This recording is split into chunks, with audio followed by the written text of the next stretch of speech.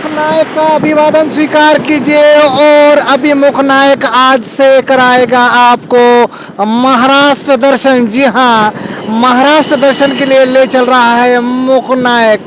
महाराष्ट्र की उन तमाम सांस्कृतिक धरोहरों को राजनीतिक और सामाजिक और आर्थिक पहलुओं पर भी नजर डालेगा। किस प्रकार महाराष्ट्र महाराष्ट्र बना और क्या रहा इसका इतिहास, ऐसे संपूर्ण विषय पर प्रकाश डालेगा मुखनायक। अभी यहाँ से प्रारंभ होता है महाराष्ट्र। नमस्कार।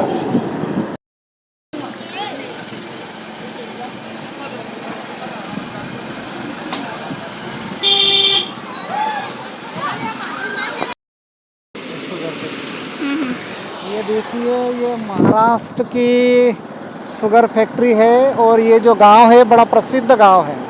ये फिल्म अभिनेत्री स्मिता पाटिल का गांव है और इस गांव में ये उनके पूर्वजों के द्वारा बनाई गई ये गन्ना शक्कर फैक्ट्री है। बाएं तरफ ये शक्कर फैक्ट्री है, हम आपको उसका बोर्ड भी दिखाएंगे। बहरहाल इसकी स्थिति तो ऐसे लगती है कि अभी ये बंद है, किंतु इस सीजन में शायद प्रारंभ होती है। यह है लिखा सिरपुर शेतकरी सहकारी साकर कारखाना लिमिटेड, शिवाजीनगर, दहिवद। हाँ, ये है दहिवद और ये सुप्रसिद्ध फिल्म अभिनेत्री नहीं।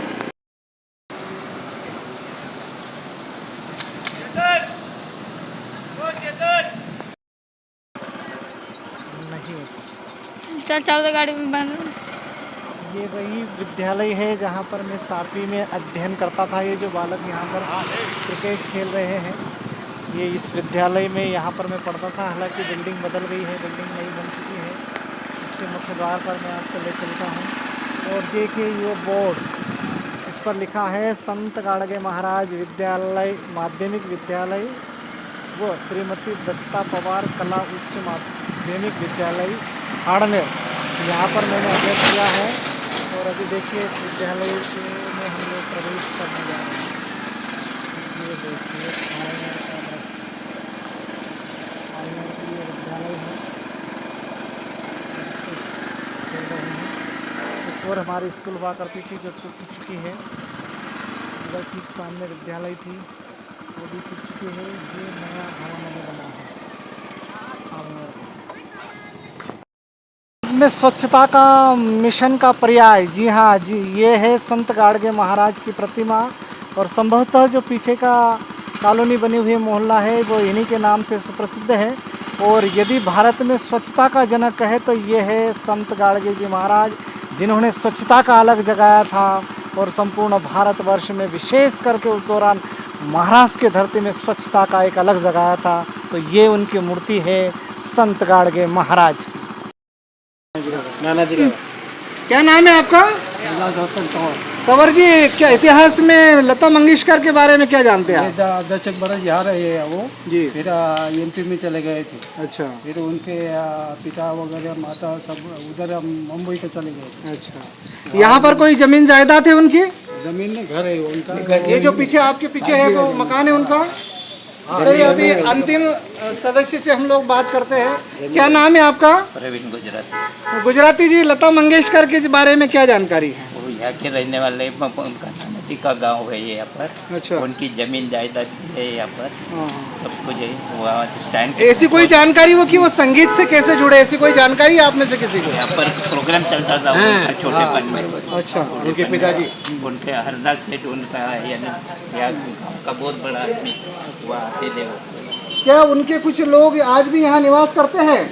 नहीं, यहाँ पर कोई नहीं। अभी उनका ये है जी, यहाँ कोई नहीं है उनके परिवार से? कोई नहीं अभी उनका। तो जी हाँ दोस्तों, ये लता मंगेशकर के मूल गांव के संबंध में जानकारी जहाँ तक मुखनायक को प्राप्त हुई थी, हमने यहाँ के कुछ वयोवृद्धों से जानकारी प्राप्त की। उनका कहना है कि वो मध्य प्रदेश की धरती पर गए और वहाँ पर वो वहाँ से विख्यात हुए, परंतु वास्तविकता यह है कि ये उनके ननिहाल है, इनके मामा जी का गांव है। यहाँ पर लता मंगेशकर जी 10 वर्ष की अवस्था तक रहे हैं। यहाँ की उनकी पुरानी ज़मीन जायदाद है। आज का मेरा जो मकसद है वो महाराष्ट्र के उन प्रख्यात व्यक्तियों के बारे में जानकारी देना है। चूँकि ये मध्य प्रदेश की सीमा के लगभग नज़दीक है 50 किलोमीटर के दायरे में मध्य प्रदेश की सीमा प्रारंभ होती है और मुखनायक वहाँ यहाँ से वहाँ तक आया है। और हमने वादा किया था कि महाराष्ट्र क्यों विख्यात है और क्यों महान है, यहाँ के व्यक्तित्व और यहाँ का कृतित्व क्या है, उसके बारे में मुखनायक आपको विभिन्न पार्टों के माध्यम से जानकारी देगा। नमस्कार। जय हिंद। आज मुखनायक निकला है महाराष्ट्र दर्शन के लिए, क्योंकि मुखनायक ने आपसे वादा किया था कि महाराष्ट्र के उन तमाम दृश्यों को दिखाएगा जिसमें सांस्कृतिक विरासत होगी, यहाँ के महापुरुषों के संदर्भ में बात होगी, यहाँ के इतिहास की बात होगी, संस्कृति की बात होगी, यहाँ के चंद निवासियों से भी बात करने के लिए मुखनायक आज महाराष्ट्र के थारनेर गांव में आया है। चूंकि थारनेर में सन 1993 में मैंने स्वयं ने अध्ययन किया है और आज मुखनायक के सामने यानी कि मेरे सामने मेरे बचपन के मित्र बाबाजी सिरसाट यहाँ पर उपस्थित है। और महाराष्ट्र की तपोभूमि, क्योंकि तपोभूमि इसलिए कहता हूँ कि यहाँ कई महापुरुषों के उत्कृष्ट योगदान रहे महाराष्ट्र को आगे बढ़ाने के लिए, इसलिए इस थारनेर गांव का क्या इतिहास है इसके संदर्भ में बात करेंगे हम बाबाजी सिरसाट से। बाबाजी सिरसाट, आपका मुखनायक चैनल में हार्दिक स्वागत है। बाबाजी, थारनेर का क्या इतिहास है? थारनेर गांव महाराष्ट्र की राजधानी है। पूर्व खानदेश और पश्चिम खानदेश ऐसे भाग हुए हैं खानदेश के। उस दौरान राजधानी थी? राजधानी, क्योंकि वर्तमान में राजधानी मुंबई है। नहीं, वो टाइम में वो जमाने के अंदर थारनेर गांव जो था वो राजधानी का गांव था। यहाँ से सब व्यवहार होता था, व्यापार की शुरुआत यहाँ से ही हुई है।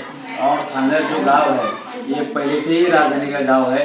यहाँ 1384 में फारूकी मलिक करके राजा था। वो राजा ने बहुत बढ़िया कामगिरी करके मुगल साम्राज्य की यहाँ स्थापना हुई थी और उसकी अच्छी कामगिरी की वजह से उसको सूरत के जो सुल्तान है उन्होंने खान पदवी बहाल दी थी। तब से यहाँ फारूकी मलिक खान हो गए थे। और उनके पश्चात यहाँ एक किला है भुईकोट किला करके, और यहाँ पे उनकी कब्र बनाई हुई है अजीरे करके। वो सेंट्रल गवर्नमेंट का मकबरा औरंगाबाद के अंदर है, अंडरटेकिंग में है। और उनके जो दूसरे फारूकी मलिक है उनकी कब्र आगरा में है। और थारनेर का बहुत बढ़िया इतिहास है। यहाँ से तापी किनारे बहुत बढ़िया किला है और यहाँ वह पुरातत्व विभाग के अंडर टेकिंग में है। और यहाँ की जो संस्कृति सब अच्छी है। बाबा जी, यहाँ पर लता मंगेशकर जी का नाम जाना जाता है, क्योंकि वो पार्श्व गायिका थी, विश्व प्रसिद्ध है, उनका नाम है। उनकी क्या भूमिका थी यहाँ पर, क्या है उनका संबंध? लता मंगेशकर का ये जो थारनेर गांव से संबंध है, लता मंगेशकर की जो माँ है माई मंगेशकर, उसकी यानी लता मंगेशकर जो थी उनके आजोड़ है ये। और वो यहाँ पे गाना गाती थी लता मंगेशकर। बचपन से उनको गाने का शौक था उनके दादी के साथ में। और जो लता मंगेशकर की जो माँ थी वो इसमें रंगमंच में काम करती थी यहाँ के राजाओं के, वो टाइम में राजाओं के साथ। फिर उसके बाद में नासिक से रुद्रनाथ मंगेशकर के पिताजी दीनानाथ मंगेशकर आए और उनके साथ उनकी शादी हुई। यहाँ से फिर वो इंदौर चले गए। तो ये था थारनेर गांव का इतिहास। इन्होंने सबसे महत्वपूर्ण बात वर्तमान परिप्रेक्ष्य में यदि देखा जाए तो लता मंगेशकर जी के संदर्भ में कही। उन्होंने कहा कि लता मंगेशकर का इस गांव से संबंध है, चूँकि अभी तक हमारे जानकारी में यह आया है कि लता मंगेशकर का संबंध मध्य प्रदेश की सांस्कृतिक कहे या आर्थिक राजधानी कहे इंदौर से संबंध जाना जाता था। लेकिन अब हम महाराष्ट्र दर्शन के लिए आए हैं, इसलिए लता मंगेशकर के संदर्भ में, थारनेर गांव के इतिहास के समृद्ध इतिहास के संदर्भ में हमारे परम मित्र बाबाजी सिरसाट ने आपको ये जानकारी दी।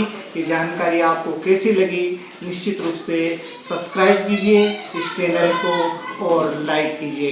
नमस्कार।